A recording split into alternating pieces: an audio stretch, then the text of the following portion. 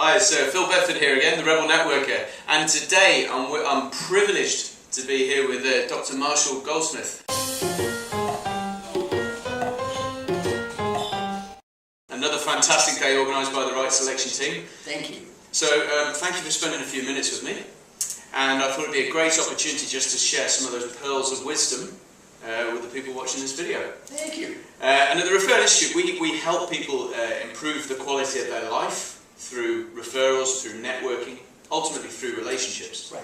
And I just thought it would be a great idea to ask you, what would your advice be for leaders in business to help them increase the quality of life for themselves and for their employees, both in business and at home?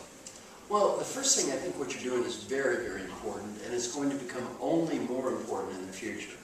I did a big study that was published in a book called Global Leadership: The Next Generation. And we talked about how the leader of the future is going to be different than the leader of the past. And one of the key variables is building networks, relationships, partnerships, and alliances. So I think what you're doing is critically important for the future and will only become increasingly important in the future. But what I would suggest is get people in the habit of doing something we don't do enough. Asking people, how can I be better? How can I be a better partner, a better friend, a better family member?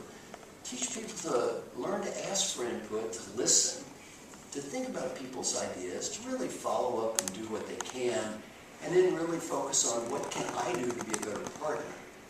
I think in networking we spend a little too much time focusing on what can you do to help me, and not enough on what can I do to help you.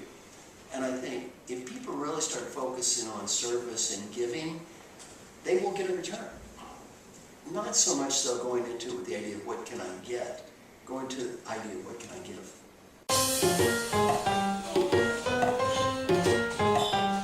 That's incredible. You actually said something that was really powerful for me in the seminar, and you were mentioning how imagining you were taking your last breath as a 95-year-old individual. Would you mind just sharing that with the people, because I found that really powerful. Sure. Well, it's kind of the best coaching advice you're ever going to get.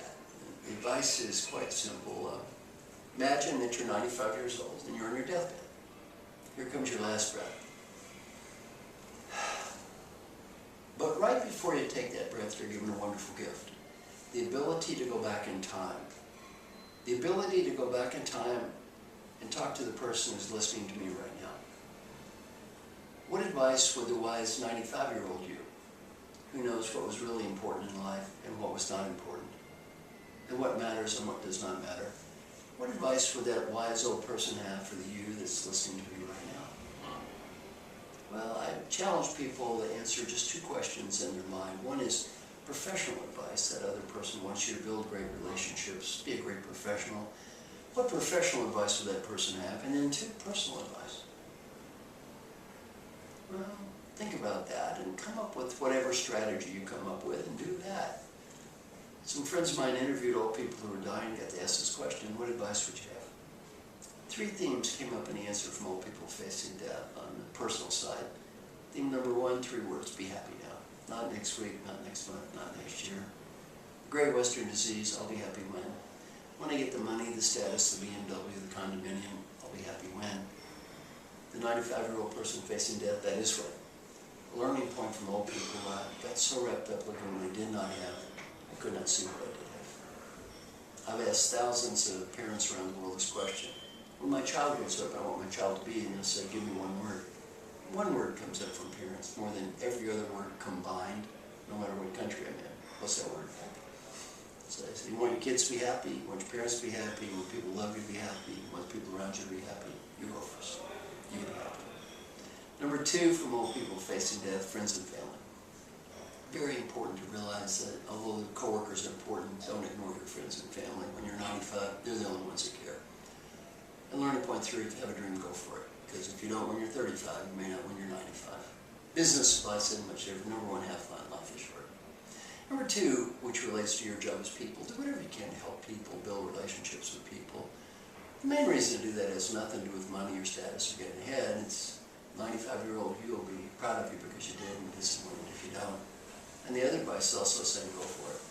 The world's changing, your industry's changing, do what you think is right. You may not win, at least you can look in the mirror and say, I tried. Old people almost never regret the risk they took and failed.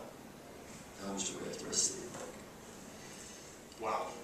Well, I just think I better stop there. But thank you so much. It's been a privilege, and I look forward to meeting you again. Thank you so much. Take care.